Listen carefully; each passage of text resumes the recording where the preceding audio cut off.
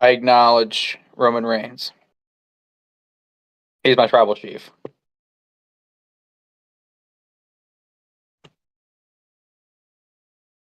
Guys, we're going. Damn. All right. Well, guys, what an NFL Week 6 we just end up having there. We had the early game window there with two of my quarterbacks I was really rooting for going into the season. I'm glad that we're not starting there. Unfortunately, though, we do have to start with the Commanders. They definitely held their own a little bit there. I believe they covered the spread. I think the spread last time I ended up checking was 7.5. So I believe they end up covering the spread. But Baltimore, man, dude, they just pound the fucking rock. It is unbelievable just how much they are able to run. It's historic, to be honest with you. Just as the resident Ravens fan, I mean, you gotta be feeling like this team sky's the limit now. Even though a few weeks ago we were a little worried, it looks like we're back on track.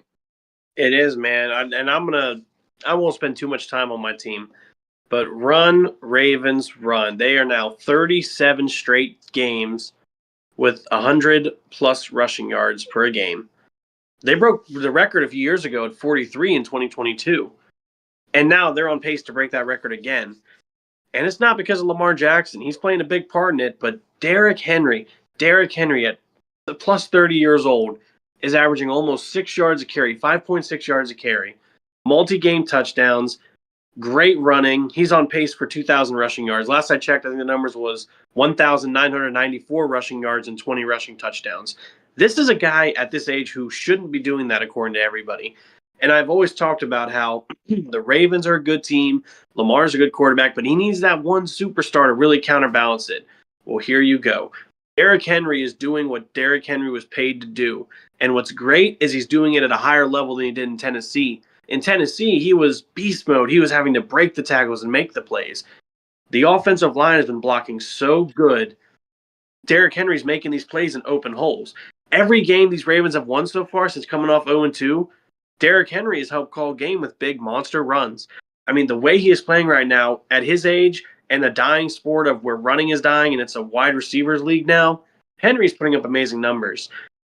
Lamar's helping out, but Derrick Henry is what's making this Ravens team run. You can't tell me this team would be having this kind of running game success with Gus Edwards and J.K. Dobbins. It just would not happen. So props to Derrick Henry. Props to Todd Monken calling the plays.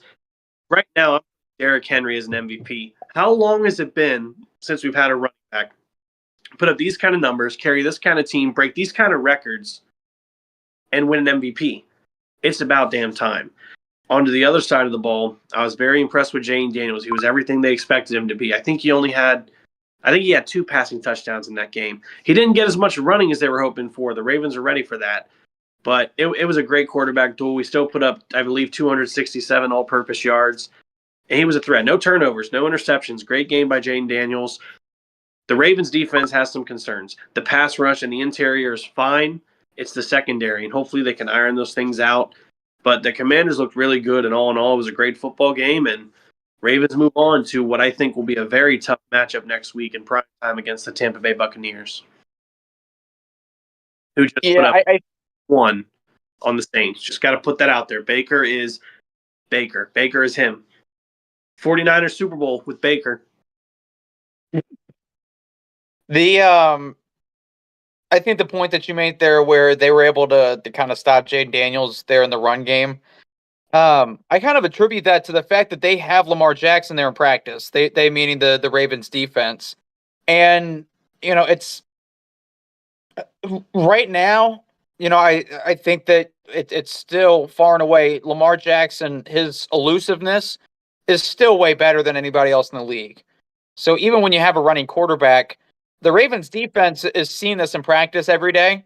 And so I think that they're able to kind of prep for that a little bit better. I know that the Commanders, are obviously having that same thing right now in practice and kind of let Lamar let loose a little bit. But again, like the elusiveness there that Lamar has, I think kind of just makes it a little bit different, but makes it easier on the Baltimore defense to defend there on Sundays. I obviously I get a little nervous with Derrick Henry being a little bit this at this stage of his career for this to sustain not only through the season, but we've seen him in a couple playoff games and it hasn't looked too good. And it's because he's a little overused there in the regular season. And you could say maybe the Ravens using him a little bit less right now. Maybe it'll end up keeping him there for the long haul. There's a lot of tread there on the tires. So I don't know if, for me, if that's super sustainable. But as long as Lamar Jackson's on the streak, I think this is now 3 straight weeks where he's had a passer rating of 114 or better. So I mean, right now he's throwing the ball really well. First time in his career he's thrown over 300 yards in back-to-back games. So he's becoming more of a and a lot of that is to contribute to Derrick Henry. When you've got both of them, like you were saying, when you're running the RPO, it should be a main part of this offense because they have to sell. When you've got you got to bring in that extra guy in the box. When you stack the box, you've got man coverage on everybody in the secondary with one guy open. It's not long for Lamar to find that one guy in the middle. It's a great way to sell out your defense. And that's to Derrick Henry has been a huge part in helping Lamar elevate his passing game to another level. That's why you saw so much of Zay Flowers. Dude, Zay Flowers, I mean, he didn't have quite the game I think that we thought he was going to finish having because he had over 100 receiving yards there in the first. I think he was like 120, had already broken his career record there for receiving yards in a game. But still, overall, I mean, he had over 150 receiving yards. Mark Andrews was a factor again there in the receiving game, which Raven fans may think he's washed. At least 30 minutes before he ends up scoring a touchdown. But that was not Lamar's fault. Look at the replay. It hit Andrews' hands. You've got to make that catch. You're a tight end. Either way, both of Lamar's interceptions this year has been off of receivers' hands. Nothing is bad accuracy and overthrowing or over leading his receivers, per Josh's words. Yeah, the overthrows that he's really had this season haven't been picked off. You're right. But hey, I think that at least this shows the Commanders are at least here to stay. I think Baltimore coming off of an emotional win was kind of set to at least have a little bit of a pullback there for this game. So the fact that they still won it, I think, shows I guess their level of consistency. But the Commanders hanging around there in that game, that's not a game that was winnable last year with Sam Howell. But now that you get the quarterback right, there's so much newness. That's why I love this team so much coming into the year. It's just all the newness that they added. I loved all of them. Now, Caleb Williams, brother. Nope. Oh, my goodness. So, on the one hand, Trevor Lawrence is no longer a top 10 quarterback. That one's at least, fine. Caleb Williams, though. Nope. Oh, dude. Oh, man. This guy, man, I tell you what, he is the worst person on the planet, guys. He paints his nails. He cries sometimes after college football losses. He demands more ownership there in his contract. It's crazy. It's crazy, just how bad of a person he is. Yeah, well, it looks like he's kind of starting to figure out the whole damn thing. Over 100 passer rating in 3 straight weeks as well. Over 120 the last 2, and Caleb really just the fact that he is now sitting there in the pocket and really just digesting what he's seeing in front of him. The only thing that I can see going wrong for this team really is the offensive line. It is so bad. But now that Swift is starting to kind of get going a little bit, you saw yesterday that Keenan Allen is back and a part of the offense. Better watch out, man. Chicago is going to be a wild card team, boys. I'm telling you. Josh, not to rain on your parade, but if you looked at the Bears' schedule, they've had a pretty easy schedule. In the second half of this year, the last 8 weeks, they probably play 6 division games. The NFC North, which is now arguably one of the best divisions in football with the way all these teams are playing. But the Bears, they're 4-2. Who would have thought? Who have they beaten? That's a good question. They beat the Titans. They beat the Rams. They beat the Panthers. They beat the Jaguars. The Bears are 4-2, and Caleb is amazing. but the combined record of the teams they've beaten, 4-18. Talk to me about how good Caleb Williams is when he plays an actual good team and an actual good defense. That Tennessee game probably shouldn't have even won. Bad NFL defenses.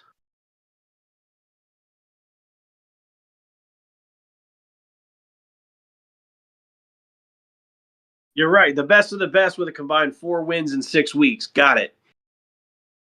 4. Josiah?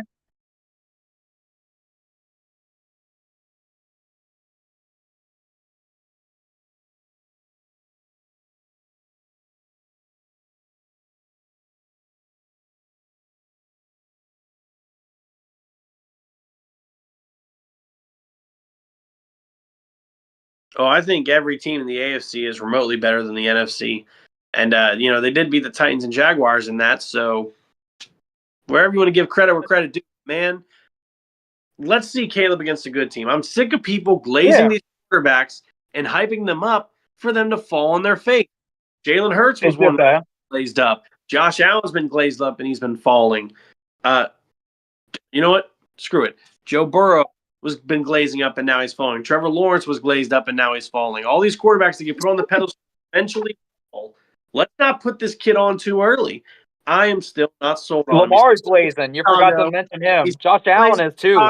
And it doesn't matter who you beat in the NFL. If you can't beat the best teams in your division, you're not doing anything. And I think the Bears go 0-6 in this NFC North. I mean, the Vikings are looking unstoppable with Sam Darnold. Who could have saw that? The Lions are the best team in the NFC. The Packers getting the wheels turning with Jordan Love being healthy and back.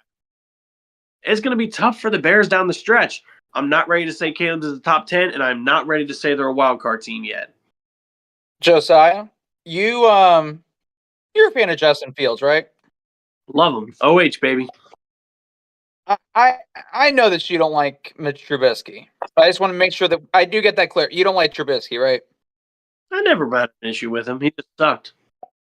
Oh, okay. Now, in terms of Caleb Williams, where would you rank him out of those three?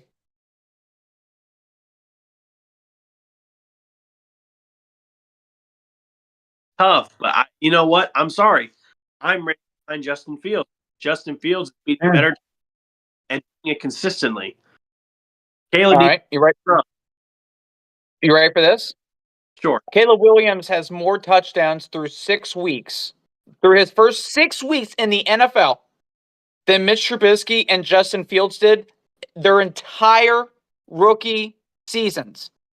Okay, point taken. 6 weeks, dude. He's so far ahead of Justin Fields. It is ridiculous. You hate him because he paints his nails, because he cries after losses, and he's not your typical quarterback. He has beaten the teams with combined record of 4-18. That's enough right there to tarnish it.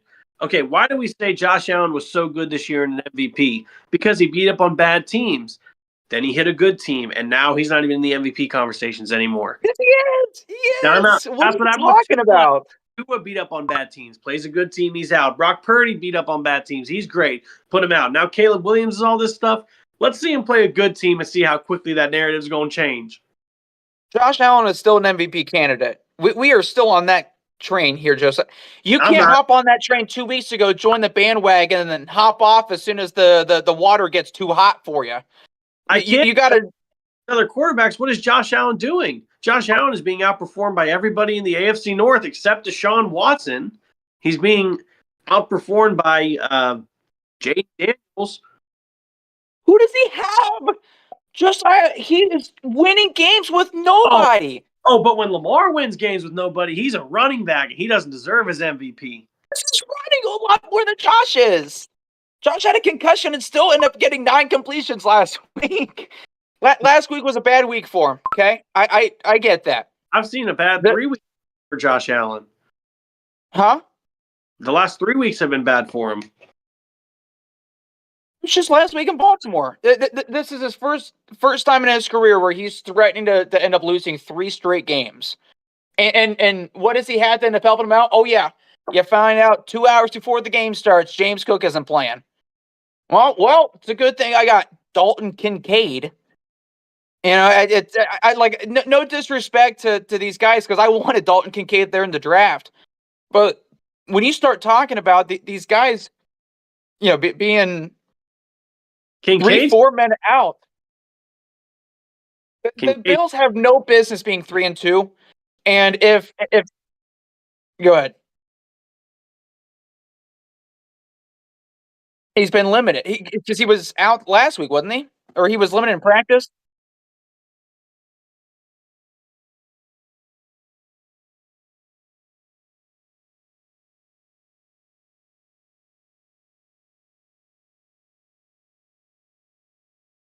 Yeah, I saw that.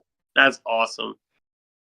I cannot believe that you're already off the Josh Allen thing. Just that you also have to understand that Josh Allen ebbs and flows. Like you're going to get some bad weeks from him. He's that is the sole You're reason right. why I've said Brett You're Favre on the going show to so many get, times. if you're going to get some bad weeks from him, then he's not an MVP. An MVP is your most valuable player throughout the entire season. I would consider Burrow right now. I would consider Joe Burrow more right now than Josh. He is more valuable right now, but you just said that he was a glazing quarterback. So He now is. you're saying that that's what Josh Allen is then too. So is Lamar, right?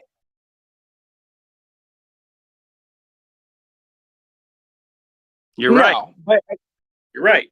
Burrow will not win it this year. well, Actually, Patrick Josh Allen got a vote last year. Mahomes leading votes.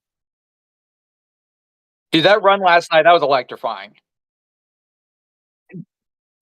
Dude, I mean, there was no reason. No, he was plus 3,000 to be the first touchdown scorer. That nobody in their right mind had thought that was, and that'll probably be the longest run of his career. Yeah, look at him glazing again. Suddenly, it's good when his quarterback runs 47 yards for a touchdown. When mine does it, he's a running back. My quarterback does it when he knows he's going to score a touchdown, Josiah. How about that? How about my Against quarterback can actually end up hitting a receiver 10 yards down the field? how you guys almost beat the Ravens and then almost bet against the Giants is beyond. Yeah, it's almost like you guys almost beat us and you guys lose to the Raiders, a few weeks before. It's almost, or choking the big lead there to Dallas. It's crazy how That Dallas game scary. it's crazy how that happens, especially. Yeah. I mean, especially when they got their asses handed to them yesterday. I will say this. Unlike Jerry Jones, I was not shocked with that performance. I actually had the Lions. I hit the Lions over there on FanDuel. Let's go. Living in Ohio. Gotta love it. I thought Detroit was going to go all over them. They got the bad call there last year. That completely ruined the game because they should have truly won that game. They come back out this year, and plus the Cowboys were kind of hooting and hollering about that whole win there afterwards. Come out yesterday, they're sitting there just kind of showing off. Dallas looks like they're a mess. Is what it is. If you want to hear a full analysis on the Cow, yeah. Oh, Josh yeah, Allen. Josh Allen. It's crazy, huh? Not the MVP candidate, Josh Allen, right? That's. Oh wait, no, that's not the guy from Jacksonville. That's the guy for Buffalo. The Lions. Go ahead, I want to know who scored. Josh Allen. Did he run it in? He did. No, what a running back. 1 yard touchdown rush. Yeah. It's Yeah. almost like a quarterback sneak. That's actually a play. But My quarterback didn't have to run a touchdown to score to win this week. did he end up running like 9-10 times there against Cincinnati? I don't know. Anyway, Lions, while they lose Aiden Hutchinson, the talk of the town today, man, is there an NFC team that can actually beat this Lions squad? They have a lot of firepower, good coaching.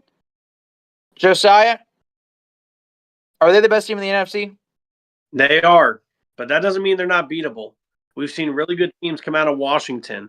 The Buccaneers are a team that has beaten them this year and continues to, for somehow, find ways to win games when it matters most. Both those teams can take down the Lions. The Vikings are looking really good. I want to be on the Vikings train. I want to be on the Sam Darnold. They're 5-0. It's incredible. But this is Sam Darnold. This has never been done before. I just feel like that glass ceiling is going to come down sooner rather than later. But as of right now, the way they're playing, they could be a threat to the Lions. I think the 49ers are completely lost. I mean, we were expecting the 49ers to be this juggernaut team this year. They can't seem to get their feet on the ground, just like the Cowboys. The Eagles are crumbling. The Giants are the Giants. I mean, Cardinals are a decent team, but they're struggling. Saints are banged up and struggling. Really, you look at this, and maybe the Falcons, maybe Kirk Cousins, who maybe there's just the Lions are the clear-cut favorites in the NFC right now, clear-cut Super Bowls. Even with Aiden Hutchinson going down, I think they're going to be just fine. I can't see them trading for anybody. I think they're going to keep the pedal to the metal because Dan Campbell is a fantastic coach, and I know everyone gives him credit. I'm going to give him some more. His toughness and mentality and the way he's leading this team is something we haven't seen with a lot of these coaches in a long time. He is a coach I feel would put the pads on and go out in the game and block for you. That's the kind of coach I want leading this team. And as long as he's calling the shots, the sky's the limit for Detroit. I mean, Jared Goff has won in 2 systems, right? Like he's won in 2 systems, went to an NFC Championship game twice, with 2 different franchises. The Aiden Hutchinson thing, I think, is the only pause here. I mean, Tyler, the rumors right now is that maybe Max Crosby would end up getting traded over there. Do you see anybody getting traded there to replace Hutchinson?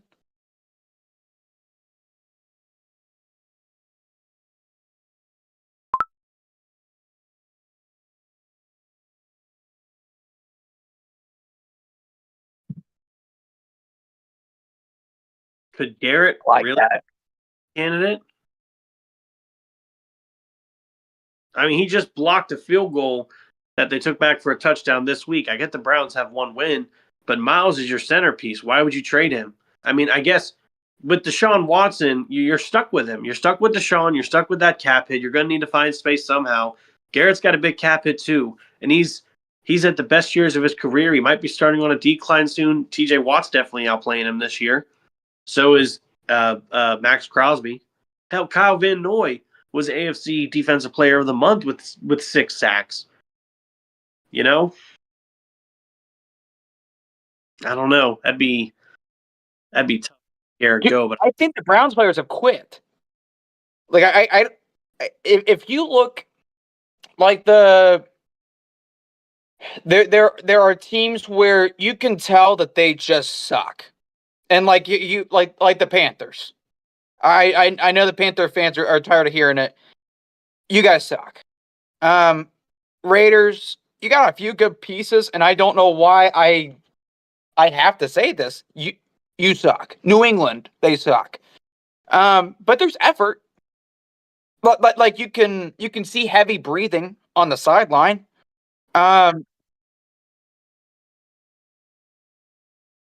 Yeah,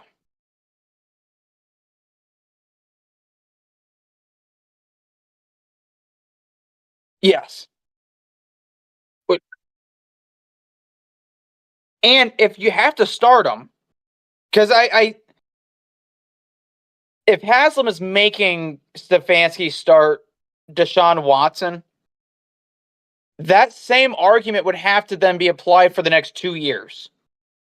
So basically, if you're a Cleveland Brown, either fan or player, you know that you're going to have the worst quarterback on the field, even if Will Levis is on the field. You are going to have the worst quarterback in that game for the next 2.5 years. And that is incredibly deflating because this is it's not even just the fact that it's such a heavy quarterback league. It's such a heavy quarterback conference. It's a heavy quarterback division. You have Joe Burrow and Lamar Jackson in the same division. You know, just outside of that scope, you have Josh Allen and Mahomes and C.J. Stroud. That's just in your own conference. Those are 6 guys. 6 guys. You know that you're not competing with any of those teams because you don't have a quarterback. It's an insult to the 32nd best quarterback in the league to say he's the 32nd best. I believe that he is probably between 65 and 70th best quarterback in the league right now. He is worse than the second string of majority of these teams. And oh man, I cannot wait for the Bengals to play the Browns this Sunday. With everything you're saying and you having the worst defense, Watson is going to dice you guys up. If you lose this game to Watson, your season's over. Your season's over. Your season's over for now, but your season's definitely over if you lose to the Browns again. Can he throw for more than 200 passing yards just once?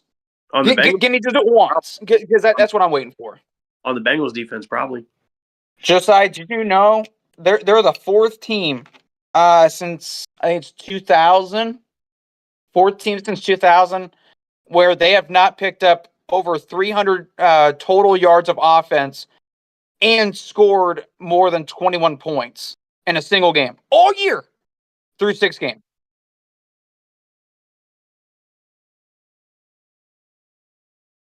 That's embarrassing. Well, I was told the Giants were a bad team until they played Cincinnati, and suddenly they became a good team. So I'm just making sure you're ahead of the ball in this. Josh says they're a good team. I'm saying they're a quarterback away. They have the most. Cool. Yeah, I'm telling you, when you see what that team looks like next year, when the white version of your quarterback is not the quarterback over there anymore, I can't wait for you to see the transformation there on offense. Brian Daboll is actually a good head coach. He's like a top 15 play caller, I think, in this league. Daniel Jones makes it look like he's closer to fucking Nick Sirianni than anything. Jones would, if there's a better quarterback in that game yesterday, I don't even think that they needed Malik Neighbors. There were so many throws that he made. It reminded me of Lamar Jackson like year one. Like Jones hasn't progressed at all. If he's progressed to Lamar Jackson year one, then cool. But he's a bad quarterback, man.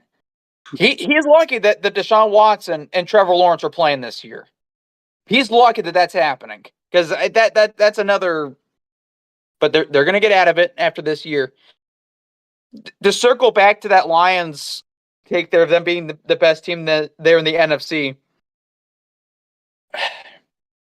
I don't completely buy into Minnesota. I want to buy in the Tampa Bay. And I think the Commanders are maybe a year away from maybe being at that top. Like maybe they're like a Houston where they're a little better off next year with a year of experience. Right now, man, I'm kind of throwing Green Bay up there. Like their defense isn't great. But when Christian Watson and Romeo Doubs are both healthy and not skipping practice and able to play, like they really are a really, really good football team. Matt LaFleur winning games there with Malik Willis while Jordan Love was out. To go get Josh Jacobs when Aaron Jones was leaving, I thought that was an upgrade at running back. Like I like a lot of what Green Bay, has done. And while I believe in Detroit, if you were to give me the option between Jordan Love and Jared Goff, right now I think I'm still going with Jordan Love over Jared Goff, even though I think Goff is a top 10 quarterback. I had him there to start the year. So I still think that, but I also had Love in my top 10. That's great. Quarterback with only 2 years of starting experience, you trust more than a quarterback who's been to 2 NFC championship appearances and 1 Super Bowl. Yeah. Crazy. You're crazy. I mean, are you watching the Packer games at least? Like, I don't think he's Aaron. I think he is probably closer to Favre than Aaron. And I think so highly of Aaron. Like, I think he was way better than. Is that a pick? Allen Rodgers versus Favre. I always thought that Rodgers was better. I think Love is closer to Favre. But, dude, he can make plays that Goff can't. Goff's closer to Kirk Cousins than he is Jordan Love. Who threw the pick? Oh no, it was a touch. Damn. Okay, I was missing that there. That was an Aaron Rodgers touchdown. It wasn't to Garrett Wilson, was it? It was. Oh, I just lost my fantasy match. Damn. That sucks. By 7 points. For now. No, but I do think the Lions are definitely one of the better teams.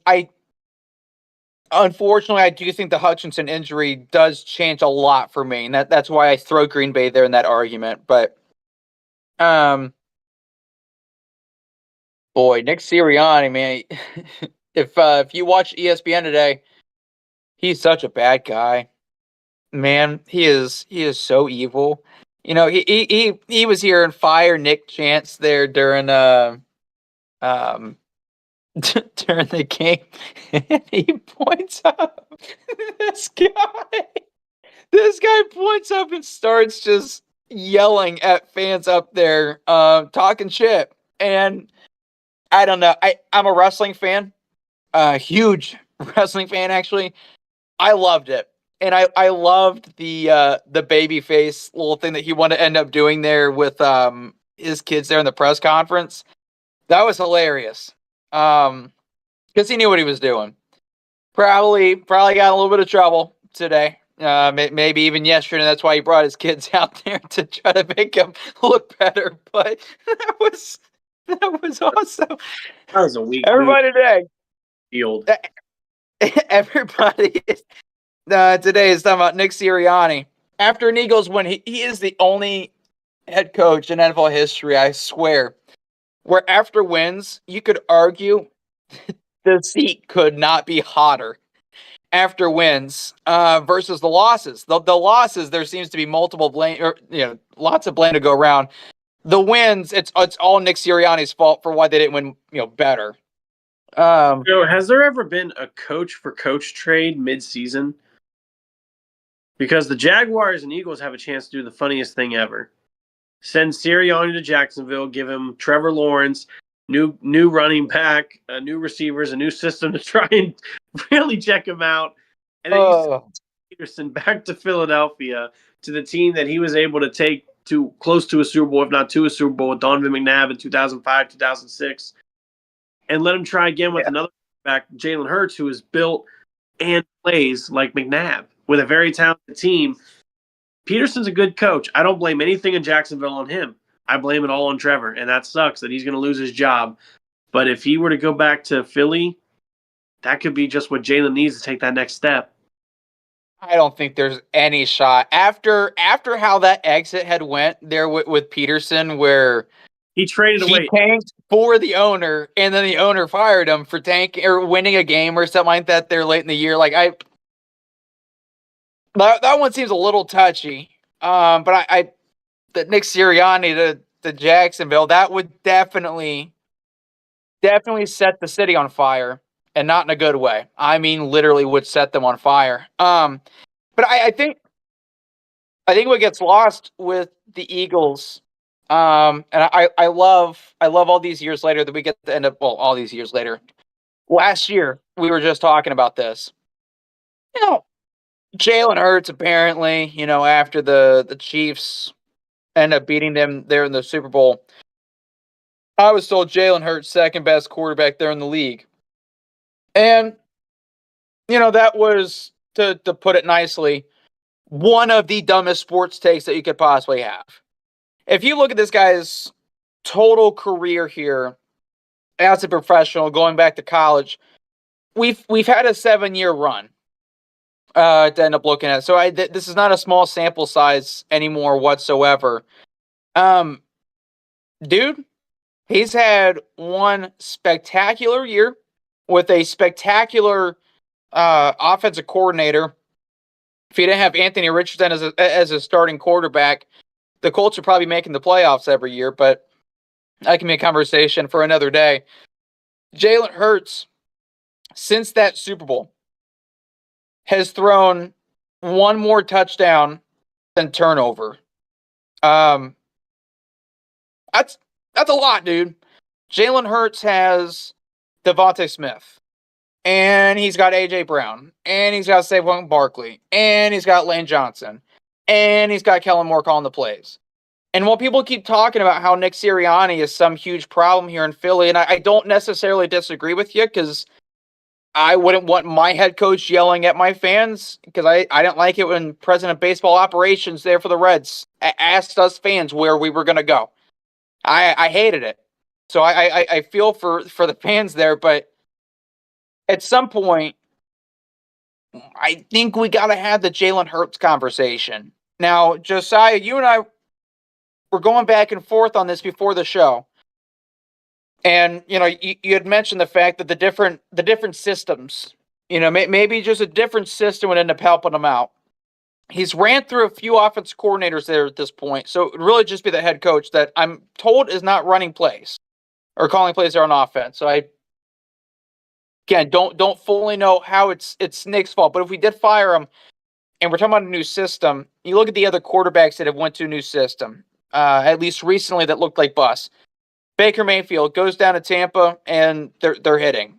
Well, he also went to a team that went to a Super Bowl a couple years before that, made the playoffs the year after, just losing Tom Brady. Like, that was a really good team down there, and they were a better team than Cleveland, both in terms of weapons and defense. When you look at what, I keep wanting to say Zach Wilson, Sam Darnold, him going to Minnesota. Well, yeah, Minnesota's kind of like 5 times better than what the Jets end up having there for him in his tenure. So, yeah, he was going to have more success in Minnesota. We actually said that in the NFC North prediction video that Sam Darnold was going to have one of his better seasons this year because of the new system. I would argue that Jalen Hurts could not go to a better team in terms of weapons and defense. They have talent. So if you're saying that's a system, I have to pause, because this is a pretty good roster to where you should be able to win games despite the system.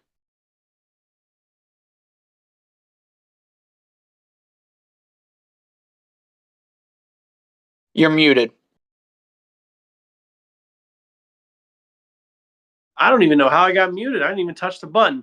Anyway, you've got the players, you've got the success. It's just the wrong system. When you have the players, you've got the quarterback, you've got the weapons, and you're still finding ways to lose or barely win and get some real ugly wins here. Where do you blame? Where does the finger eventually go? It goes to the guy calling the shots. He may not be calling the plays, but he is the head coach. And like I just said about Detroit, you want a head coach that's going to put on the football gear and go out there with your boys and play. Nick Sirianni's not that guy. Shane Steichen, the Eagles offense coordinator who went over to be the head coach of the Indianapolis Colts, look what he had to work with. Anthony Richardson, who's been struggling recently. They've had to jump to Joe Flacco. They did get Pittman Jr. back. They lost Jonathan Taylor last second again, and they still were able to find a way to win. Granted, it was against a lower-ranked team. I'm not going to give Tennessee any flowers, but Shane Steichen finds ways to win. He's a player's coach. I'm not sure if Sirianni's is a player's coach there in Philly, because the team, the way they're playing and looking, it doesn't look like they're trying to defend their coach. I don't think the weird thing is, dude, like we're getting to a point with Nick Sirianni. So what? I guess my main question is, what is his fault? So if he's not calling the plays on offense or defense, he's left that the analytic play calling that's left for upstairs with the analytic guys. So he's apparently not deciding if he's going to be going on 4th down or not. Are we going with practice schedule at this point? Like, I'm trying to figure, as a head coach, besides walking around and having the title of coach, what am I blaming Nick Sirianni for because he does do this? You see what I'm saying? You're blaming him because he's not helping Jalen Hurts develop. You can give him the players, you can assign the play calling to someone else, but what is he doing to help Jalen develop? We haven't seen any increase or decrease from Jalen's play. He's been the same. The team's got him figured out. Every time they questioned Lamar, he came back and did something different. Every time they questioned Allen, he's come back and done something different. You've got to overcome that adversity. And when you have a good coach, it's easier to do that.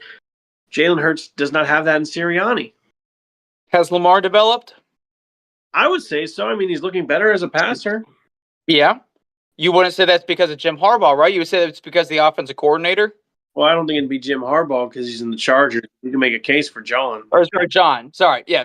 John you wouldn't say that it'd be John because he's a bonehead like Tim Walz, calling stupid timeouts and making stupid play management decisions. He pisses me off. But he's a player's coach. He would put on the pads and go out there with the boys. He would be the coach to do that if he wasn't so frail. You don't have that with Sirianni. Would Zach Taylor put on the pads and go out and play with the Bengals? No, he would not. Would Mike McDaniel? I think he would. Mike McDaniel's might with the Dolphins, but he'd get his ass laid out. Too small. Well, just like his quarterback. Ayo. He might be playing again though. I mean, like the Josh Allen thing. He's developed. It's not because of Sean McDermott. He's not in charge of play calling. Like, I understand that Sirianni is an offensive head coach, but I feel like if you're going with the literal definition of an offensive coordinator and you're assigning that coordinator to that, then you have to blame Kellen Moore. I think I don't know. I think you and I view coaches a little bit differently with that because I think the blame there with like the timeouts. Yeah, that's the head coach. Drives me crazy that we're fucking calling a timeout there last night on the first drive of the game. Why are we doing that? It makes no sense. We're literally like first 4 minutes into the game. I think there's a lot of coaches that struggle with clock management. I do think both of our coaches are kind of up there with Mike McCarthy as maybe being some of the worst in the league. But in terms of our coaches getting buy-in, you know, if you want to say that, I guess, because Dan Campbell really doesn't call the plays either, but he does get the buy-in there from the players. You know, Pete Carroll kind of later on in his career, he at least got the buy-in. Mike Tomlin gets the buy-in immediately. So I do wonder if maybe that's what Sirianni could be doing differently. The dude kind of does come off really soft there in his press conferences. By the way, if you guys, this is a free shout out. I was just kind of crying, laughing, watching the video earlier. Definitely want to give a shout out to the Pat McAfee show for their Nick Sirianni interview there. That was fucking hysterical. Worth a watch. But dude, week 6 was crazy. Kind of excited to get to week 7 already, man. I mean, I guess this Jets-Bills game is getting to be a little bit more interesting than maybe we thought. This is supposed to be a bounce-back game for the Jets, man. They just fired fucking Robert Saleh. They're all going to be on their best behavior. The Jets got to guard an MVP candidate. Whatever they're going to do. They got to wait. Who's the MVP candidate? Breece Hall, Brandon Allen, Josh Allen, according to you. I thought never mind. I thought you were talking about the Jets offensive line. Yeah, I mean the Bills are going to win this game. We'll see. Am I a bigger Bills fan right now than Tyler? Go ahead and comment that down below. Starting to wonder. Not joking. Over there. Tyler knows how the Jets be. They always pull one from the Bills. They don't know when it happens, but it does happen. And in New York too. Mm-hmm.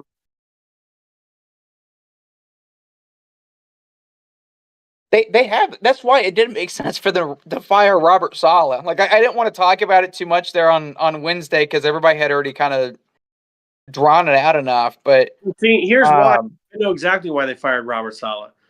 So Woody Johnson, the owner of the team, was actually an ambassador under President Trump, and he was overseas, and his brother was running the team during this time. So when they brought Robert in there, it was his call. And they say Woody never really liked this guy. He was always pushing buttons and pushing back with what he was saying. You know, Woody's a command guy. So I'm guessing when they had that loss, even though Rodgers' bad game, Woody just snapped and fired him. He said, Because, I mean, you don't just fire someone like that and have security escort him out of the premises without saying goodbye to your team. That's not – he was a good coach. The players loved him. This was an ownership. You suck. I don't want you here. Get out of my building now. And everybody was blindsided in that. Well, like, Adam Gase wasn't even escorted out. Like, I understand that maybe he was a little bit more of an alpha. Like, maybe he did kind of put up a little bit of a fight there when he was getting fired. But I would be kind of fired up, too, if my side of the ball wasn't the reason why we had lost. I could see a team that might be needing a defense coordinator very soon. There's a whole bunch of those teams right now. AFC North. Who, Baltimore? Bengals. I'm keeping Lou. I don't know, man. 30-second defense. Every week you look worse. Bro, when the problem with it's similar to the Jets in the sense that the owner's kind of fucking over the situation. You're not going to pay Jesse Bates, right? Because you're going to pay for Jamar Chase. And at that point, T. Higgins was even kind of in the question there. Maybe we pay Joe, Jamar, and T. Well, we're not going to pay Jesse Bates, and we're not going to pay Von Bell either. We're going to lose him to the Panthers of all teams. Okay. And you lose Hendrickson soon. Maybe Hendrickson is right. And who? Maybe even get Hendrickson traded to Detroit. Well, that wouldn't be smart. I don't see us trading Hendrickson. That I at least you got to figure out a way to make that one work. But I do think there's a strong chance that we lose him. Why? Because we're going to be paying Jamar. Well, when are you going to be paying Jamar? Because now we're losing T as well. And I don't know, man. Like, you lose Mixon. There's been a lot of cuts there to a team that I thought was pretty tight, and I think would have ended up taking some pay cuts. I'm not saying that I was on the Jesse Bates pay him or anything like that, but like Chidobe Awuzie, yeah, you couldn't have seen if you could have made him a better deal. Joe Mixon. Look, dude, I don't think that Mixon would have complained there with a $3 to $5 million, a year paid just to stay there in Cincinnati. He spent his whole career here. Fans love him. The running back market wasn't really that lucrative. Like, the Bengals had started making financial decisions, paying 2 guys, maybe 3, and we've only paid 1. And we've soured a relationship really with the other 2, if you want to talk about it. So the annoying thing, I guess, with the Bengals right now is, yeah, we should be better because the offense is playing at such an elite level, because Burrow is playing at an MVP level. The problem really is the defense sucks this bad. Why? Well, we took away all these pieces to pay these guys, and we're not even paying them. But that kind of ruins the locker room a little bit. It's going to happen. Fair enough. I'm just saying, Brian Flores got a lot of hate being the head coach there in Miami and talking crap to Tua. He was a great defense coordinator. Then he goes back to his position in Minnesota. And just last episode, we're calling him a possible head coaching candidate. I think you can see a similar situation here with Robert. He's a great coach, great player. There's going to be teams that need a defense coordinator, and he could step right in and fill the role. And you know who else I think could step in as a great defense coordinator? Mike Vrabel. Whatever happened to this guy? Where'd he go? He'll be a head coach next year. You think? He's helping up there in Cleveland right now, but he'll definitely be a head coach next year. Maybe I was on the Brian. If you remember when Arizona was looking for a head coach, I said you should hire Brian Flores. I thought that his attitude there, mixed up with Kyler Murray, I thought that would end up working. If people are still watching this late into the episode, then you're a true fan here. I think with with Brian Flores, he truly got blackballed from the league. He truly did. Like, I'm not a guy that will say that about Colin Kaepernick, because when you get benched there for Blaine Gabbert, I don't think that you really have that to fall back on anymore.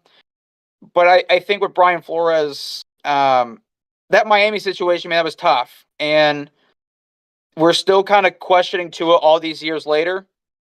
the questions haven't really been answered that we end up having that rookie year. And in fact, I think there's more questions. Now, it's getting reported that he will play again in the NFL. Like that's an actual breaking news thing that you end up getting on your phone. But that ownership situation, I definitely kind of felt a little uneasy, would be the word that I would end up using to describe how that whole firing ended up going. And I do think he got blackballed. And I'm glad that he's kind of getting his comeback here, and it sounds like he'll be a head coach again next year. That'll be interesting to see. Definitely. All right, boys. Well, if you have not already, don't forget to subscribe down below. Ring the bell so you don't miss any sort of content. Head over to X. Follow us at JJ in the evening. Join the conversation over there. Comment down below your biggest reaction here to week 6 of the NFL season. Are the Lions the best team in the NFC? Derrick Henry, is he the MVP? Jalen Hurts, is he the problem in Philly, or is Nick Sirianni? Go ahead, comment your thoughts down below. Who dey? Let's trade Jamar already.